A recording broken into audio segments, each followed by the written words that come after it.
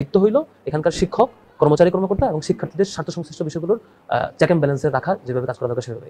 এখন আপনি যদি পুরো ঢাকা শহরের কোটি কোটি মানুষের দায়িত্ব এই ক্যাম্পাসে নিতে চান, হ্যাঁ, সবাই ওপেন করে দেন, সবাই সেখানে থাকুক, ঘুমাক, আর যাদের বেশি দরদ তাদের রুমে জায়গা দিয়ে দেন, সমস্যা নেই।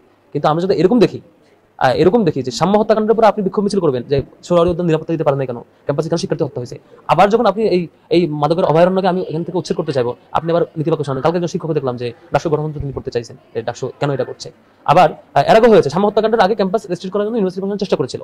ইউনিভার্সিটি প্রশাসন যখন ক্যাম্পাস রেস্ট্রিক্ট করে দিল, চেষ্টা করলো, সব উচ্ছেদ করে দিল, তখন সেই শিক্ষকেরা এসে প্রক্টর অফিসে মব তৈরি করলো যে ইউনিভার্সিটির দায়িত্ব এটা না যে হচ্ছে এভাবে আটকাবে। তার কদিন পরে সাম্য হত্যাকাণ্ড ঘটনা ঘটেছে। কদিন আগেও, এক সপ্তাহ আগেও আমাদের একটা হলে নারী শিক্ষার্থী হ্যারাসের শিকার হয়েছে বহিরাগত ভবগুরু দ্বারা। সোফিয়া কামাল হলের একটা শিক্ষার্থী কিছুদিন আগে সেম ভাবে হ্যারাসমেন্টের শিকার হয়েছে। এগুলো আমরা নিতে পারছি না, এটা সম্ভব না।